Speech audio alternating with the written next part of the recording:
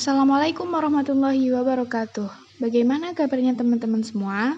Kali ini saya akan menjelaskan mengenai fotorespirasi. Sebelumnya perkenalkan, nama saya Rodatul Humayroh, NIM T 2019-8008, kelas Bio 1 2019. Baik, poin-poin yang akan dibahas di video kali ini yaitu yang pertama, pengertian fotorespirasi, faktor-faktor yang mempengaruhi fotorespirasi, siklus fotorespirasi, yang keempat, proses fotorespirasi tumbuhan C3, kemudian proses fotorespirasi tumbuhan C4, yang keenam, proses fotorespirasi tumbuhan CAM, kemudian perbedaan tumbuhan C3, C4, dan CAM, dan yang terakhir yaitu peranan fotorespirasi. Baik, langsung saja mari kita bahas pembahasan yang pertama yaitu mengenai pengertian fotorespirasi. Apa sih fotorespirasi itu? Fotorespirasi ini merupakan proses respirasi pada tumbuhan yang dibangkitkan oleh penerimaan cahaya yang diterima oleh daun. Fotorespirasi ini dipengaruhi oleh kebutuhan energi dan ketersediaan oksigen dalam sel. Proses fotorespirasi disebut juga dengan asimilasi cahaya oksidatif. Terjadi pada sel-sel mesofil daun dan diketahui merupakan gejala umum pada tumbuhan C3, seperti kedelai dan padi. Proses ini hanya terjadi pada stroma dari kloroplas dan didukung oleh peroksisom dan mitokondria. Selanjutnya yaitu faktor-faktor yang mempengaruhi fotorespirasi. Faktor-faktor yang mempengaruhi fotorespirasi ini dibagi menjadi dua, yaitu faktor internal dan faktor eksternal. Faktor internal yaitu yang pertama faktor protoplasmik. Laju respirasi ini sangat dipengaruhi oleh kuantitas dan kualitas dari protoplasma yang ada di dalam sel. Kuantitas dan kualitas protoplasma di dalam sel sangat tergantung pada umur sel. Kemudian konsentrasi substrat respirasi. Laju respirasi ini sangat bergantung pada konsentrasi substrat tersedia. Semakin banyak substrat respirasi yang tersedia di dalam sel, semakin cepat laju respirasinya. Kemudian faktor eksternal. Yang pertama, temperatur. Semakin tinggi suhu atau temperatur, maka fotorespirasinya pun semakin meningkat. Begitupun juga sebaliknya. Jika semakin rendah suatu suhu atau temperatur, maka fotorespirasinya pun semakin menurun. Kemudian yang kedua yaitu cahaya. Semakin tinggi intensitas cahaya, maka laju fotorespirasinya semakin meningkat. Begitupun juga sebaliknya. Konsentrasi oksigen di udara dan konsentrasi karbon dioksida. Banyaknya O2 dan CO2 di udara ini juga akan mempengaruhi fotorespirasi. Kemudian tersedianya air. Ketersediaan air ini di mana semakin banyak air, maka proses fotorespirasinya pun akan semakin meningkat.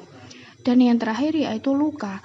Luka pada tumbuhan atau pada tanaman ini dapat meningkatkan laju fotorespirasi karena ketika tanaman itu luka, maka akan terjadi peningkatan enzim, sehingga proses glikolisis dan katabolisme ini meningkat.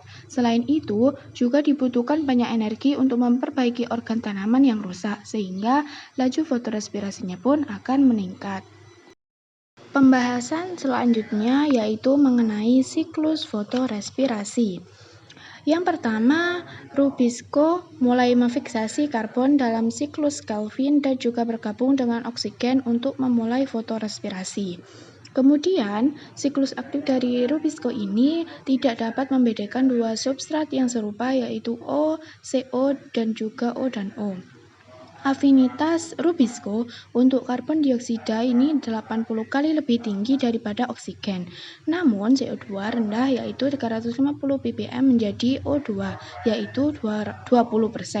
Siklus fotorespirasi di siklus Kelvin yaitu sekitar 30%. Dalam kloroplas, klorobisco ini bergabung dengan RUBP dan oksigen. Nah, RUBP ini ada 5, kemudian dipecah menjadi 2 karbon, 2 fosfoglikolat, dan 3 karbon, 3 fosfogliserat atau PGA. 2 fosfoglikolat ini diubah menjadi glikolat dalam kloroplas dan diangkut ke peroksisom. Kemudian glikolat ini dioksidasi oleh oksigen menjadi glioksilat dan hidrogen peroksida. Kemudian diubah menjadi air dan oksigen. Nah, glioksilat ini akan diubah menjadi glisin dalam peroksisme. Kemudian dalam mitokondria itu akan diangkut. Nah, gambar di situ merupakan gambar siklus fotorespirasi yang seperti penjelasan saya barusan. Proses fotorespirasi ini menggambarkan proses biokimia yang diinduksi cahaya yang mengubah 2-fosfoglikolat menjadi 3-fosfogliserat dan disertai pengambilan O2 dan pelepasan CO2. Fotorespirasi ini merupakan jalur utama metabolisme pada banyak tumbuhan. Fotorespirasi diinisiasi oleh kompetisi O2 dengan CO2 di daerah aktif enzim Rubisco yang menghasilkan 2-fosfoglikolat dalam jumlah besar pada siang hari. Pada dasarnya, fotorespirasi ini berperan sebagai proses perbaikan sisa atau metabolisme yang mengubah produk sampingan 2-fosfoglikolat yang beracun menjadi 3-fosfogliserat yang menjadi perantara siklus Calvin-Benson yang berguna. Namun, fosforespirasi ini juga mengakibatkan hilangnya sebagian besar C dan N yang baru berasimilasi sebagai CO2 dan NH3 fotorespirasi. Fotorespirasi secara kuantitatif dapat menurunkan fotosintesis hingga 30% pada konsentrasi atmosfer CO2 dan O2 saat ini dan bahkan lebih pada suhu tinggi. Proses fotorespirasi pada tumbuhan C3, C4, dan CAM ini berbeda-beda. Yang pertama, mari kita bahas tentang proses fotorespirasi pada tumbuhan C3. Tumbuhan C3 atau C3 plant ini meliputi padi, gandum, kedelai, dan lain-lain.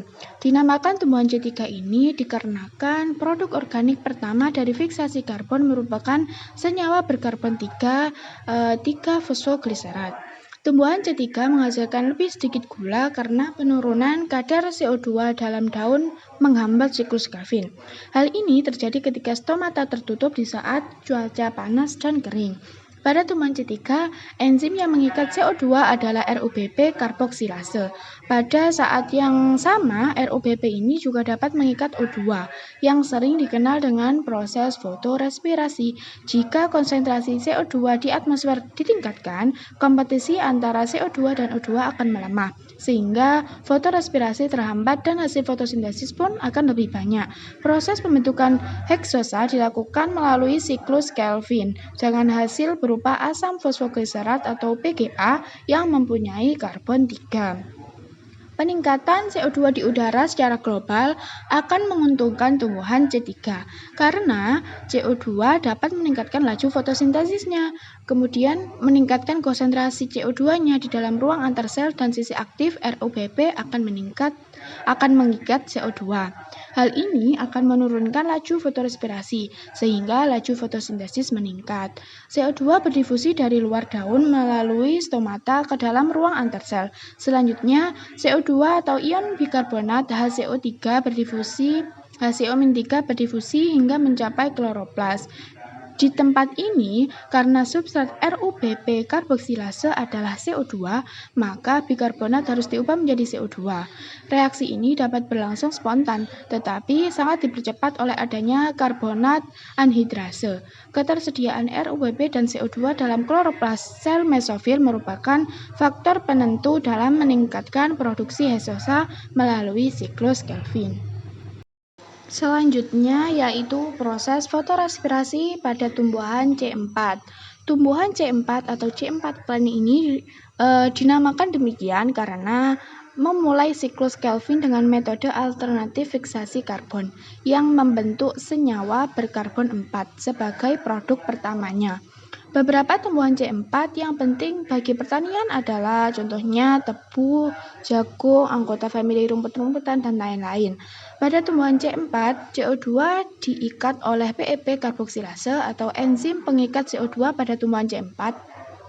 Kemudian PEP karboksilase ini tidak dapat mengikat O2, sehingga tidak terjadi kompetisi antara CO2 dan O2. Lokasi terjadinya pengikatan CO2 adalah di sel mesofil. CO2 yang sudah terikat oleh PEP karboksilase kemudian dibentuk asam oksaloasetat atau OAA dan diubah menjadi asam malat. Asam malat ditransfer dari mesofil ke sel seludang berkas pengangkut, yaitu sekelompok sel-sel di luar xilem dan floem yang banyak mengandung kloroplas. Asam malat didekarboksilasi menjadi CO2 dan asam pirufat. CO2 diikat oleh RUBP karena tingginya konsentrasi CO2 ini dan letak sel seludang berkas pengangkut berada di bagian dalam, maka O2 tidak mendapat kesempatan untuk berikatan dengan RUBP, sehingga fotorespirasinya sangat kecil. Rangkaian siklik dari reaksi-reaksi yang melibatkan PEP karboksilase dan regenerasi PEP dapat dianggap sebagai pompa konsentrasi CO2 yang memperoleh tenaga dari ATP. Dengan cara ini, fotosintesis C4 meminimalkan fotorespirasi dan meningkatkan produksi gula. Kemudian yaitu yang keenam, proses fotorespirasi tumbuhan CAM. Tumbuhan CAM atau CAM plant atau Crassulaceae acid metabolism yaitu tumbuhan yang membuka stomatanya pada malam hari dan menutupnya pada siang hari, berlawanan dengan tumbuhan lain. Pada malam hari ketika stomatanya terbuka, tumbuhan ini akan mengambil CO2 dan menggabungkannya ke dalam berbagai asam organik. Sel mesofil tumbuhan CAM menyimpan asam organik yang dibuatnya pada malam hari dalam vakuolanya sampai pagi hari. Ketika stomata menutup, pada siang hari ketika reaksi terang dapat menyuplai ATP dan NADPH untuk siklus Kelvin. CO2 dilepaskan dari asam organik yang dibuat pada malam sebelumnya untuk digabungkan ke dalam gula di kloroplas. Jalur CAM serupa dengan jalur C4 karena pada keduanya karbon dioksida pertama-tama digabungkan ke dalam intermediate organik sebelum memasuki siklus Kelvin. Perbedaannya adalah bahwa dalam tumbuhan C4, langkah-langkah awal fiksasi karbon terpisah secara struktural dari siklus Kelvin. Sedangkan dalam tumbuhan CAM, kedua langkah terjadi pada saat yang berbeda namun di dalam sel yang sama. Tumbuhan CAM yang mudah ditemukan antara lain nanas, kaktus, anggrek, dan lain-lain. Tumbuhan yang termasuk golongan CAM adalah anggota dari familia Crassulaceae, Cactaceae, Bromeliaceae, dan lain-lain. Pembahasan yang nomor 7 yaitu perbedaan tumbuhan C3, C4, dan CAM. Pada tabel perbedaan antara tanaman C3, C4, dan CAM di situ dapat diketahui bahwa senyawa pertama yang dibentuk pada C3 ini yaitu 3 fosfogliserat yaitu 3 atom C, sedangkan pada C4 yaitu asam oksaloasetat yaitu 4 atom C, kemudian yang ada di CAM yaitu asam oksaloasetat 4 atom C. Enzim pertama yang menangkap atau mengikat CO2 dari luar atau udara pada C3 ini yaitu rubisco atau RUBP karboksilase. Kemudian pada C4 ini PEP karboksilase atau rubisco menjadi enzim kedua yang menangkap CO2 pada bagian siklus Kelvin. Sedangkan pada tumbuhan CAM, PEP karboksilase atau rubisco ini menjadi enzim kedua yang menangkap CO2 pada bagian siklus Kelvin, sama seperti tumbuhan C4. Pembeda yang ketiga yaitu waktu stomata membuka. Pada tumbuhan C3, stomata ini membuka pada siang hari, kemudian pada tumbuhan C4 pada siang hari, tetapi membukanya sebentar atau sedikit. Sedangkan pada tumbuhan CAM, stomatanya itu membuka pada malam hari. Kemudian pembeda yang keempat, waktu pengikatan CO2 oleh enzim pertama. Di tumbuhan C3, CO2 diikat pada siang hari. Pada tumbuhan C4, CO2-nya diikat pada siang hari. Sedangkan pada tumbuhan CAM, CO2-nya diikat pada malam hari. Kemudian pembeda yang kelima yaitu contoh tanaman. Contoh tanaman pada tumbuhan C3 ini contohnya yaitu angiospermae. Kemudian pada tumbuhan C4 contohnya tebu, jagung, dan sorghum. Kemudian pada tumbuhan CAM contohnya kaktus, lidah buaya, dan lain-lain. Pembeda yang keenam yaitu Kesempatan terjadi tidaknya fotorespirasi. Kesempatan terjadi tidaknya fotorespirasi ini pada C3 yaitu dapat terjadi bila CO2 sedikit, maka Rubisco ini dapat berikatan dengan O2 membentuk fotorespirasi. Dalam artian fotosintesis ini tidak dapat berjalan maksimal. Kemudian pada C4, kesempatan terjadi tidaknya fotorespirasi pada tumbuhan C4 ini tidak dapat terjadi. Karena apa? Karena pada tumbuhan C4 ini, PEP karboksilase memiliki afinitas CO2 yang tinggi. Akibatnya jumlah CO2 ini jenuh sehingga tidak memungkinkan Rubisco untuk berikatan dengan O2. Dalam artian fotosintesis pada tumbuhan C4 ini dapat berjalan maksimal. Sedangkan pada tumbuhan CAM sama seperti tumbuhan C4 yaitu tidak dapat terjadi fotorespirasi. Karena pada tanaman CAM juga memiliki PEP karboksilase yang afinitas CO2-nya tinggi. Akibatnya jumlah CO2-nya banyak sehingga tidak memungkinkan Rubisco untuk berikatan dengan O2. Dalam artian fotosintesis dapat berjalan maksimal. Penjelasan yang terakhir yaitu mengenai peranan fotorespirasi. Peranan fotorespirasi pada tumbuhan ini memiliki dampak negatif dan juga dampak positif. Dampak positifnya yaitu yang pertama dapat menjaga tumbuhan dari kerusakan akibat terlalu banyaknya mendapatkan cahaya. Tumbuhan yang tidak dapat atau tidak mampu berfotosintesis akan lebih mudah rusak ketika terkena radiasi matahari yang berlebihan dibandingkan dengan tumbuhan yang normal. Kemudian yang kedua yaitu dapat menyediakan O2 dan NH3 bebas untuk diasimilasi ulang sehingga dianggap sebagai mekanisme daur ulang yang efisien. Yang ketiga yaitu dapat menghasilkan energi alternatif bagi pertumbuhan tanaman. Sedangkan dampak negatifnya yaitu yang pertama, hingga saat ini fotorespirasi ini bersaing dengan simulasi CO2 sehingga membuat fotosintesis ini akan kurang efisien. Hal ini dikarenakan sebanyak 30-50% dari total karbon yang digunakan pada fotosintesis hilang oleh respirasi pada tumbuhan normal. Dampak negatif yang kedua yaitu proses fotorespirasi ini distimulasi oleh cahaya dan suhu yang meningkat dan cukup tinggi. Dengan demikian, maka secara tidak langsung proses fotorespirasi tidak menguntungkan untuk tanaman yang tumbuh di tempat yang beriklim panas. Sekian penjelasan tentang fotorespirasi. Terima kasih. Wassalamualaikum warahmatullahi wabarakatuh.